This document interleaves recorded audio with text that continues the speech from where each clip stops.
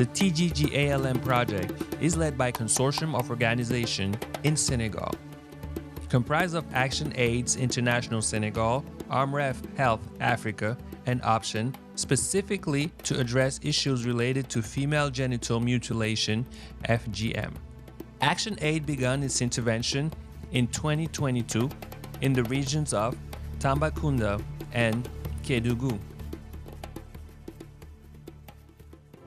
man mi damaa dund nandal ñuy nandal xale parce que biñ ma ko doon def fekk am naa 10 ans sama xel mu ngi ci bu baax a baax daa nekk loo xamante ni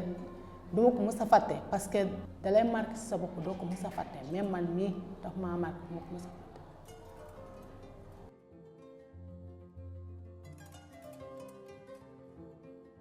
Il est important aujourd'hui quand on parle de ALM que les gens comprennent la quintessence de ce programme. ALM promeut les mouvements sociaux autour de l'abandon des mutilations génitales. ALM aussi, c'est un programme basé sur des évidences. Nous ne sommes pas là pour imposer des points de vue, nous ne sommes pas là pour imposer des principes ou des directives. Nous sommes là pour montrer des exemples concrets, des expériences vécues, des données probantes qui confirment entièrement et à suffisance que la dynamique que nous prenons en termes de changement social est celle qui pourrait aider des communautés à changer la manière de percevoir les mutilations génitales féminines. C'est que les mutilations génitales féminines constituent une violation flagrante des droits humains, des droits de la fille, des droits de la femme. Pour ce qui concerne ActionAid Sénégal, nous travaillons en utilisant une approche que l'on intitule l'approche centrée sur les filles. Donc, ce qui veut dire que nous travaillons pas spécifiquement avec les filles, mais juste dire que nous travaillons avec l'ensemble de la communauté, l'ensemble des membres de la communauté. Mais ce sont les filles,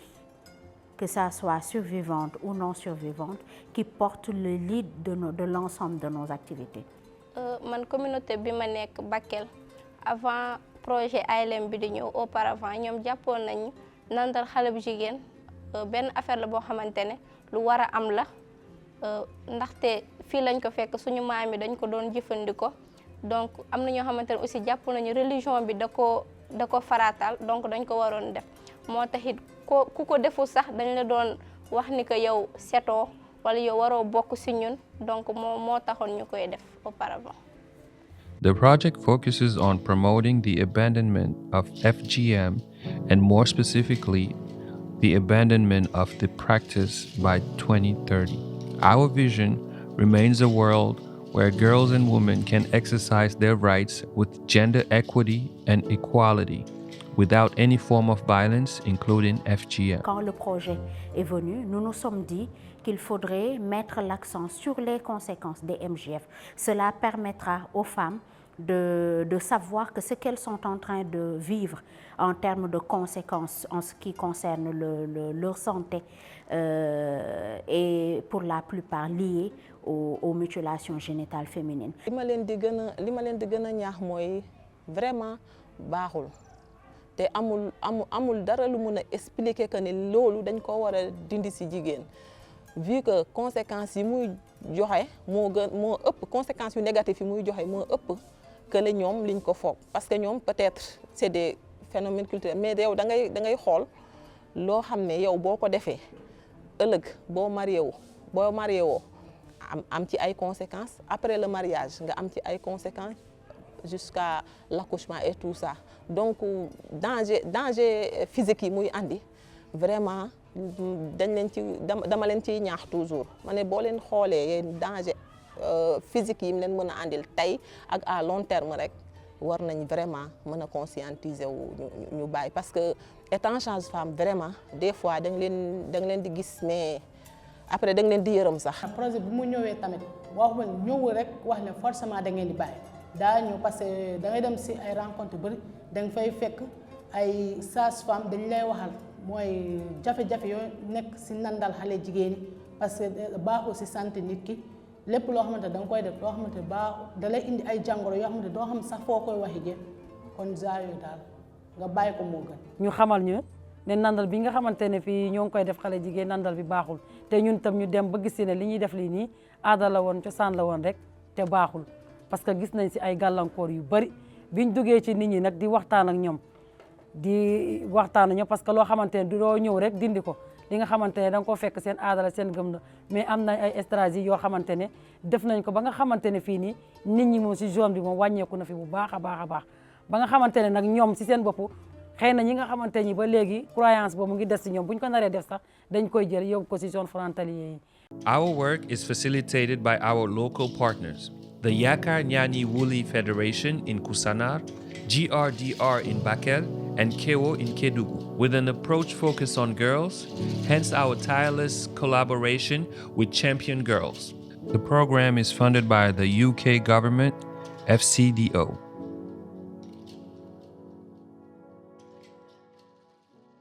Contre les mutilations génitales féminines, nous, on sait qu'au Sénégal, on est en train de faire, en tout cas, des avancées. Mais si la lutte ne se fait pas à l'échelle régionale et de façon intégrée, on ne va pas avoir les résultats escomptés. D'où cette nécessité de sensibiliser sur un engagement politique, en tout cas de nos pairs, mais également de mener des actions conjointes. Là, on doit faire focus sur ça pour avoir beaucoup plus d'efficacité dans la lutte. One country that borders Gambia in all three parts, with the exception of the Atlantic, and that is Senegal. Unfortunately for us, Senegal also bans the practice of FGM. So we need to collaborate as two countries to make sure that people do not cross borders to practice and then return to the other country, because both countries have FGM against their laws. So we need to collaborate and work together to avoid cross-border practices. Voilà un projet qui est spécifique au Sénégal et nous sommes venus pour avoir les expériences dans ce domaine avec ce projet pour que nous puissions utiliser ces stratégies qui peuvent marcher dans notre pays. C'est avec l'arrivée aussi de ce projet qu'on travaille sur cette question de MGF, mais quand même on a apporté notre touche avec la dimension transfrontalière dans le cadre aussi de cette lutte qui est commune, qui n'a pas de frontières, avec nos collègues de la Mauritanie et peut-être aussi du Mali quand on va parler de la zone de Kéniéba le long de la Falémé. ALM nu mu commencé nii ñuy def ay VAD wala causerie léegi ñu mun a en tant que chef de village man mun nañ invité ñooñu ñu fekkee ko ndax dëkkandoo ñii bu ñu changé comportement ñii changé wul ba léegi day des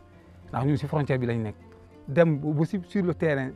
gisante foofu ak population bi comme ni ngeen ko defee woon xam naa loolu boo leen ko defee benn yoon ñaari yoon ñetti yoon xam naa loolu mooy solution ndax ñëpp teew mooy xale yi ndaw yi jigéen ñi ñëpp ñëw léegi ñëpp bu ñëwee si lay dàq waaw.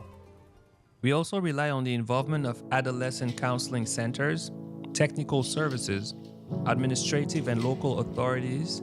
sectoral ministries, parliamentarians, religious leaders, and civil society. These are all committed and determined actors defending the same cause, the abandonment of female genital mutilation in our communities and across borders area. This video highlighted our work in communities with various stakeholders and the cross-border level. The road is long, but we're almost there. Let us continue together, tirelessly, and work hand in hand without fail. TGGALM started with you, and it will end with you. Defenders of girls and women's rights today, defenders of girls and women's rights forever.